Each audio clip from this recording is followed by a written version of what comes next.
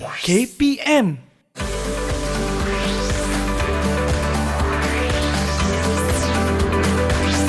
Didik TV KPM.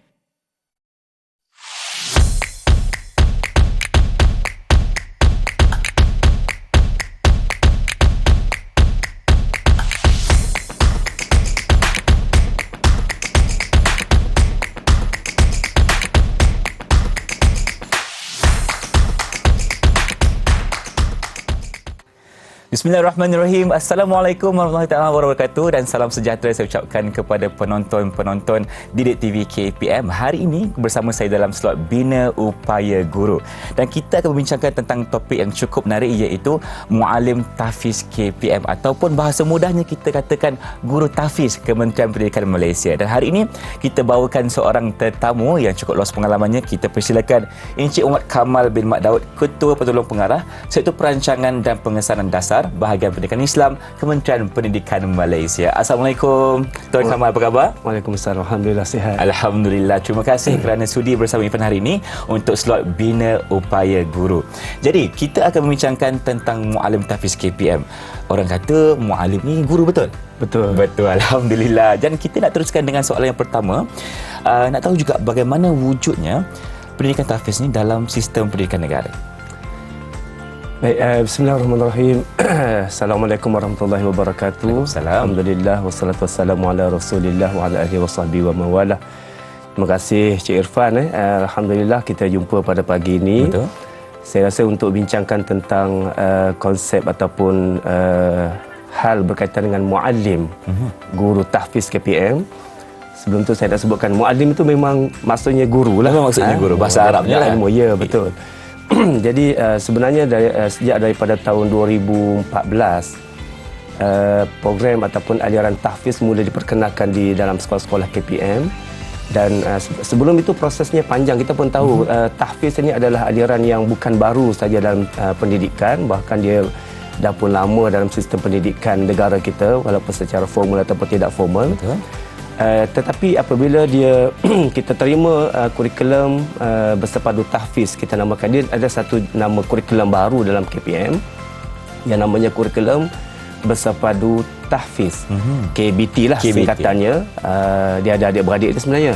Kurikulum bersepadu dini. Tapi kita nak bincangkan kurikulum bersepadu tahfiz. KBT dulu hari ini. Kurikulum bersepadu tahfiz ni adalah kurikulum yang kita ambil daripada program ataupun kita adopt daripada ajaran-ajaran tahfiz, kaedah-kaedah tahfiz yang ada dalam negara kita dan kita jadikan dia sebagai kurikulum kemasaan, mengambil pendekatan-pendekatan yang bersesuaian dengan sistem yang ada dalam Kementerian Pendidikan Malaysia.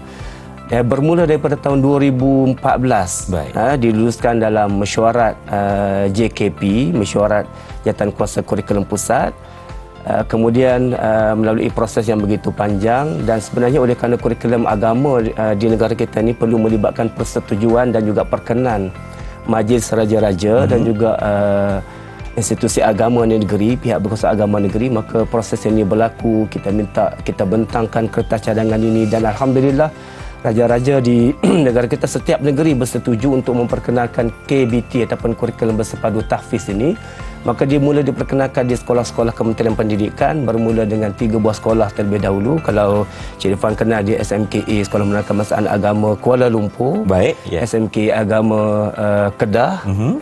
Kemudian SMK Sekolah Menengah Agama Persekutuan Bentung di Pahang. Jadi itulah 3 sekolah yang pertama yang memperkenalkan tahfiz atas program yang permulaannya kita perkenalkan sebagai tahfiz model ulul albab dengan menggunakan kurikulum bersepadu tahfiz. Maka program ini berkembang sehinggalah sehingga kinilah dia kalau ikutkan kepada dasar di Kementerian Pendidikan, kita menetapkan bahawa setiap negeri ada satu sekolah tahfiz. Setiap negeri ada satu. Temua lah, dia panggil temua ni adalah tahfiz model ulul albab. Sekurang-kurangnya ada satu. Jadi bermula daripada tadi 3 negeri kan. Dia ada di Kedah, ada di Kuala Lumpur, kemudian di Pahang. Kemudian dia berkembanglah sehingga hari ini kita ada semua negeri boleh katakan ada tahfiz.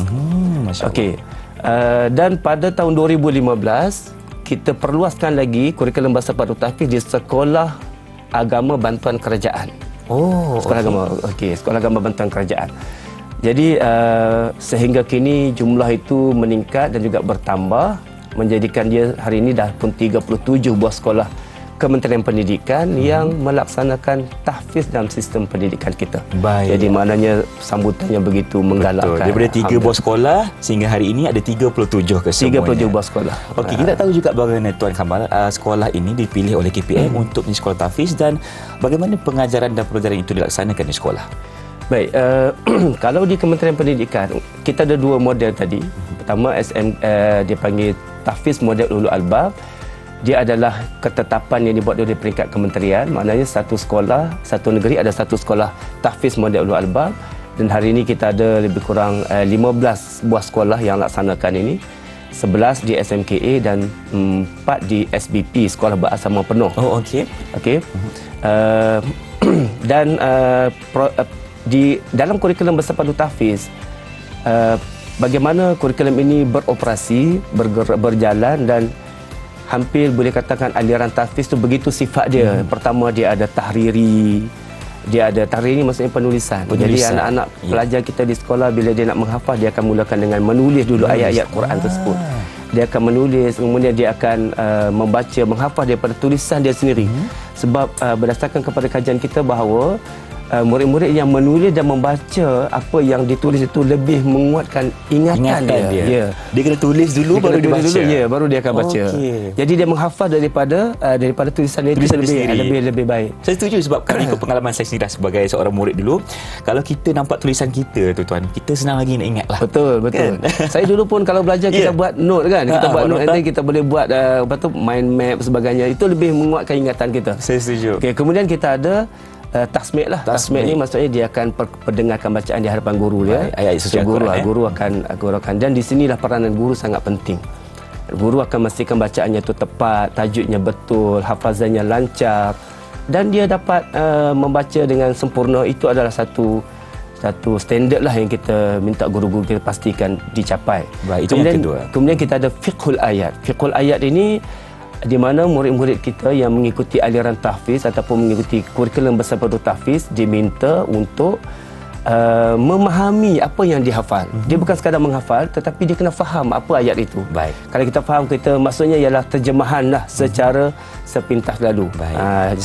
Satu muka surat dia menghafal, dia boleh tahu okey ayat ini sebut apa, ayat ini bagaimana. Begitu. Kemudian yang keempat, murajaah.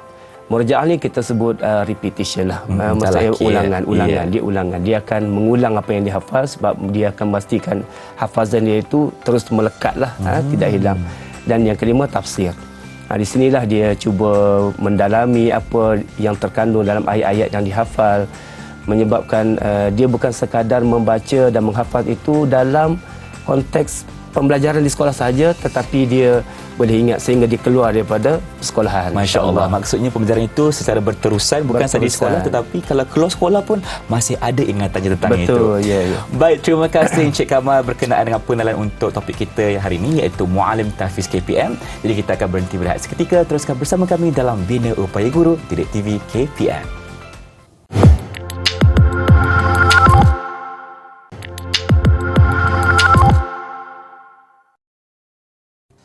Bersama kami dalam Bina Upaya Guru Didik TV KPM bersama saya Irfan Syahmi dan juga Encik Kamal di sini menceritakan tentang Muallim Tahfiz KPM. Jadi mungkin ramai di luar sana nak tahu Encik Kamal, bagaimana sebenarnya untuk menjadi seorang guru tahfiz. Betul ke orang kata nak kena hafal Al-Quran dulu? Silakan. Okey. Dalam KPM, Kementerian Pendidikan, kita ada kriteria pemilihan guru tahfiz lah. Selain daripada dia mesti warga negara dan sebagainya, dia ada syarat akademik yang mesti dipatuhi sebab kita ada standard guru kita, standard guru Malaysia kan. Maka guru-guru tahfiz juga perlu mengikuti standard-standard yang telah pun ditetapkan lah. Jadi pemilihan itu, standard itu dijaga sebelum guru tahfiz itu dilantik sebagai guru Kementerian Pendidikan. Baik, syarat akademik yang perlu dimiliki oleh guru-guru tahfiz, yang pertama dia mesti ada ijazah. Sama ada ijazah tu memang takhasus ataupun pengkhususan bidang qiraat, hafazan ataupun pendidikan Islam ataupun bahasa Arab yang diiktiraf lah, pertama. Yang kedua, dia mesti memiliki ijazah sarjana muda takhasus qiraat ijazah sarjana mutakhasis qiraat yang diiktiraf sama ada dalam ataupun luar negara. Ya. Boleh diterima. Dia ada sijil tahfiz. Kalau dia tidak ada sijil ataupun ijazah qiraat dan tahfiz yang diiktiraf, ataupun dia sekadar ada ijazah pendidikan Islam contohnya, dia kena top up ataupun kena tambah, dia kena ada sijil tahfiz yang diiktiraf oleh KPM ataupun diploma tahfiz ataupun sijil tahfiz yang diiktiraf oleh Darul Quran Jabatan Kemajuan Islam Malaysia JAKIM, ataupun diploma tahfiz yang juga diiktiraf oleh agensi-agensi kelayakan Malaysia lah ataupun MQA. Baik. Ini syarat yang kita tetapkan. Kemudian kalaulah calon itu ataupun bakal guru yang kita nak lantik itu dah memang pun ada ijazah apa semua, tak perlulah lagi sijil tahfiznya. Okay. Kalau dia dah ada sijil ijazah sarjana muda qiraat dan sebagainya itu tidaklah mensyaratkan dia perlu ada sijil tahfiz lagi, sebab dia memang ijazah dah.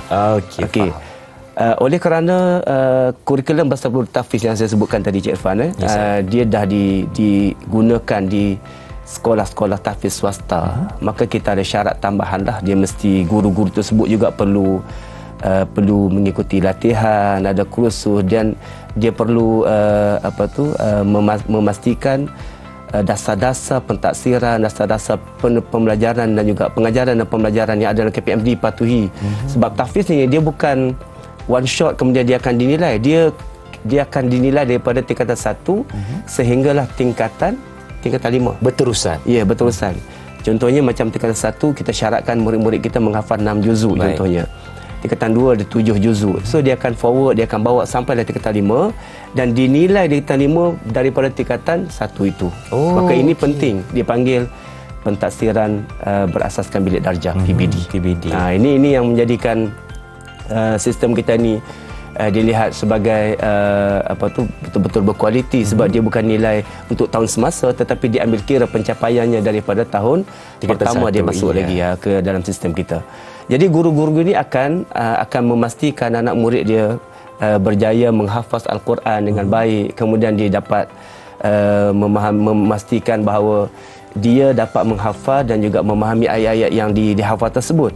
Jadi yang kontrol ataupun yang kawal murid-murid kita, yang membimbing ini adalah guru, muallim. Jadi muallim itu dipilih daripada awal supaya dia betul-betul kompeten untuk memastikan ia ni tercapai. Betul. Jadi sebab tu kita faham kan Imam Syafi'i kata nak memiliki ataupun nak menuntut ilmu itu ada 6 syarat. Antaranya ialah mursyid, guru yang mursyid, guru yang benar-benar boleh mendidik anak pelajar dia untuk menjadi hafiz, sebab dia akan keluar sebagai hafiz selepas ini. Baik. Okey, itu sedikit pengenalan di mana kita boleh lihat pembelajaran pengajaran untuk murid-murid tahfiz ni dia berterusan. Maksudnya di tingkatan 5 nanti mereka akan dinilai berdasarkan prestasi mereka mungkin dari tingkatan 1 lagi. Jadi kita nak tahu juga bagaimana seorang guru ni ataupun muallim ini mampu menjayakan matlamat kurikulum bersepadu tahfiz ataupun KBT. Silakan. Baik. Dalam standard Guru Malaysia 2.0, dia ada tetapkan 4 teras keguruan. Yang pertama, tanggungjawab terhadap profesion. Jadi sebagaimana guru-guru yang lain, guru akademik, guru pendidikan Islam yang biasa yang bukan tahfiz pun, dia perlu memiliki 4 teras keguruan ini. Pertama, dia ada tanggungjawab terhadap profesion. Apatah lagi Cik Irfan, guru tahfiz ni dia special sikit. Specialnya sebab apa? Dia punya tempoh berkhidmat dia, tempoh bekerja harian dia bermula daripada jam 6.30 pagi. 6.30 pagi? Ya. Sehinggalah tengah sampai malam lah, pukul 10 malam. Kenapa begitu sebenarnya? Sebab dia bermula pada paginya dia perlu dipanggil mendengar bacaan murid dia seawal pagi. Kemudian dia ada, barulah dia akan dia bukan saja ada hifzul Quran.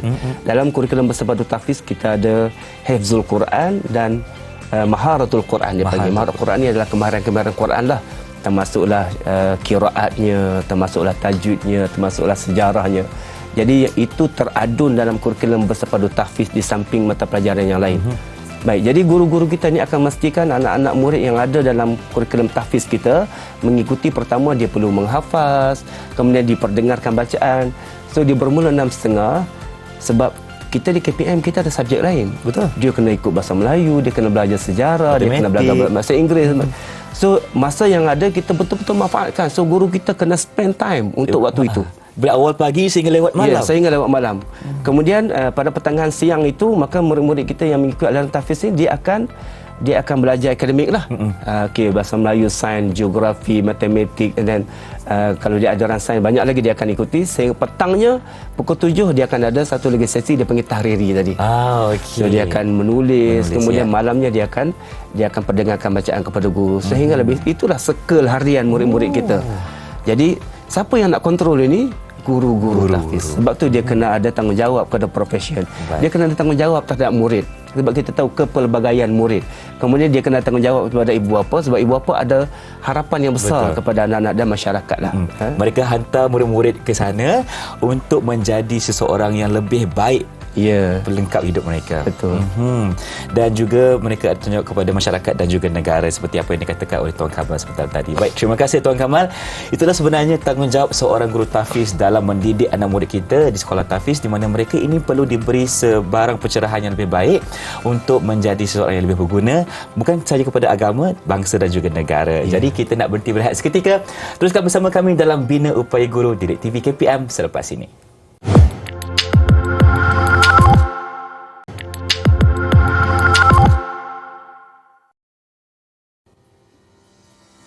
Kembali menyaksikan Bina Upaya Guru Didik TV KPM dengan topik kita pada hari ini, iaitu Muallim Tahfiz KPM.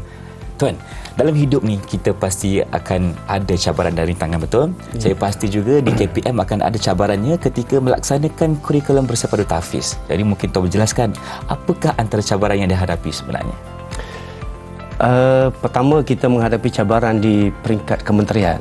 Sebab kita tahu sekarang ini kita ada lebih kurang 1,500 lebih guru tahfiz. Itu pun sebenarnya belum mencukupi untuk memenuhi keperluan, dan permintaan ibu bapa sangat banyak. Jadi apa yang kita usahakan, apa yang kita cuba buat ialah memastikan keperluan PDP, pengajaran pembelajaran anak-anak kita di sekolah yang ajaran tahfiz ini dapat dipenuhi. Sebab kita ada ratio 1 guru 10 orang murid. Jadi nak penuhkan itu satu cabaran yang begitu dahsyat, sebab kita sumber kita pun terhad. Betul. Sebenarnya tak ramai tahfiz yang di luar sana yang dapat fulfill, memenuhi kita punya kriteria syarat tadi. Maka kita bertungkus lumus untuk dapatkan itu. Dan alhamdulillah sekarang kita ada 1,500 lebih guru tahfiz dalam sistem kementerian kita. Itu cabaran yang pertama, Cik Irfan. Yang kedua, cabaran guru sendiri. Cabaran guru, ya.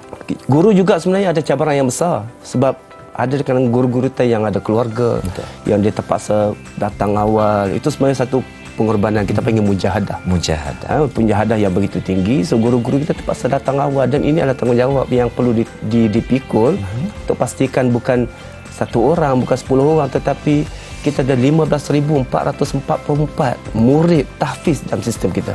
Dah datang awal, balik lambat pula tu. Kemudian dia nak pastikan bukan sekadar bila habis kelas dia selesai. Tak, dia nak pastikan hafazannya dapat diperkemaskan, kuat, dan akhirnya dia akhirnya dia akan dapat sijil lah. Sijil itu sebenarnya Irfan, dia bukan dapat sijil SPM saja. Sijil apa lagi? Dia akan dapat sijil tahfiz Kementerian Pendidikan yang disahkan oleh JAKIM. Ada 2 sijil yang akan dapat. Dia akan dapat 2 sijil, sijil SPM, dan dia akan dapat sijil tahfiz, sijil hafazan Al-Quran 30 juzuk. Masya-Allah. Jadi itulah kelebihan kepada anak-anak kita tahfiz ni. Jadi itu pun sebenarnya satu cabaran dan juga. Sebenarnya untuk sijil itu pula sentiasa dipantau dan diaudit oleh JAKIM. Jadi kita nak kena penuhi apa yang telah pun ditetapkan kualitinya. Kualiti itu merujuk kepada kualiti murid lah. Betul. Kalau dia pergi tengok, katakan dia pergi semak lah murid-murid kita di bawah di sekolah, tengok tak mencapai standardnya, jadi mungkin dia akan query, dia akan persoalkan apa kualiti sijil tahfiz yang KPM terbitkan. Dan akar umbinya adalah muallim itu sendiri. Sebab mereka akan membentuk bagaimana pendirian dan juga murid-murid kita di sekolah tahfiz ni. Okey.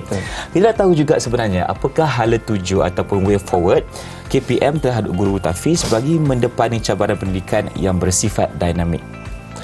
Pertama, kita sedar bahawa permintaan ibu bapa dan sistem pendidikan agama khususnya kepada tahfiz sebenarnya saban tahun sangat tinggi. Sedangkan tempat yang kita dapat sediakan sangat terhad. Saya sebut tadi kita ada 37 sekolah. Kita ada 15 buah sekolah yang melaksanakan tahfiz model ulul albab. Jumlah ini sebenarnya tak cukup. Cik Irfan cuba bayangkan setiap tahun satu sekolah yang minta bukan sedikit. Tempat yang kita ada 150 saja. Tetapi yang mohon kadang-kadang sampai 10,000. 10,000 permohonan. Jadi apa yang kita buat ialah kementerian dalam cadangan, apa yang kita sedang usahakan ialah menambah bilangan sekolah yang melaksanakan tahfiz ini. Alhamdulillah kita dapat kelulusan daripada pihak Jawatankuasa Pusat untuk menambah bilangan itu secara berperingkat-peringkat. Setahun, sebuah, 2 buah mungkin begitu. Jadi prosesnya akan mengambil masa yang panjang lah. Betul. Walaupun kita tahu permintaan itu begitu Semakin tinggi, tinggi, tetapi kemampuan kita juga Terhad. Jadi sebab Yeah. itulah kita akannya boleh memberi peluang-peluang berdasarkan kepada kemampuan semasa kita, insya-Allah. InsyaAllah. Okey. Baik, itu dari segi cabaran dan juga bagaimana seorang guru itu mampu untuk menepani cabaran pendidikan yang berbentuk dinamik. Jadi kita nak lihat pula bagaimana harapan dan juga kesimpulan oleh Encik Kamal sendiri sebagai seseorang yang dalam environment ataupun atmosfera sekolah tahfiz ini. Silakan. Ya. Pertama kita nak kementerian, alhamdulillah bila mana kementerian menjadikan kurikulum tahfiz sebagai kurikulum kebangsaan. Kita bukan sekadar mengeluarkan murid-murid kita yang hanya boleh menghafaz Al-Quran, tetapi dia juga mampu bersaing di persada luar sana yang lebih luas, kerana murid kita juga dibekalkan dengan akademik yang lengkap. Dan alhamdulillah anak-anak pelajar kita yang keluar daripada dalam tahfiz, dia bukan sekadar jadi imam masjid. Yang kita tahu anak-anak tahfiz jadi imam masjid. Betul. Kan? Itu yang biasa kita dengar, Bila tarawih saja, ini imam tahfiz kita. Untuk KPM kita keluarkan bahkan bukan sekadar imam masjid yang boleh hafaz Quran 30 juzuk, tetapi dia barangkali sebab kita sediakan dia dengan aliran sainsnya, aliran ekonomi, akaunnya, maka dia akan berada di dalam pasaran kerja di luar sana dengan kemampuan yang lebih luas. Barangkali mereka akan menjadi jurutera yang hafiz. Masya-Allah. Barangkali Dua dalam satu. mereka akan jadi ahli ekonomi yang hafiz. Itulah harapan yang KPM letakkan untuk anak-anak tahfiz kita. Masya-Allah. Okey. Sebenarnya apa yang Ifan boleh simpulkan di sini adalah kita nak menjadikan murid tahfiz kita itu seseorang yang seimbang dari segi duniawi dan juga ukhrawi. Falsafah pendidikan kebangsaan itu. Itu sebenarnya falsafah pendidikan kebangsaan. Baik, saya nak ucapkan terima kasih banyak-banyak kepada Encik Muhammad Kamal bin Mat Daud, iaitu Ketua Penolong Pengarah Sektor Perancangan dan Pengesanan Dasar Bahagian Pendidikan Islam Kementerian Pendidikan Malaysia, kerana sudi bersama saya hari ini berkongsi kepada kita berkenaan dengan Muallim Tahfiz KPM. Kita mengharapkan lebih banyak orang kata kerjasama daripada ramai pihak untuk mewujudkan lebih banyak sekolah tahfiz, insya-Allah. Semoga lebih ramai dapat manfaat dari sekolah ini, dan kita kalau berjumpa lagi dengan itu. Assalamualaikum dan salam sejahtera.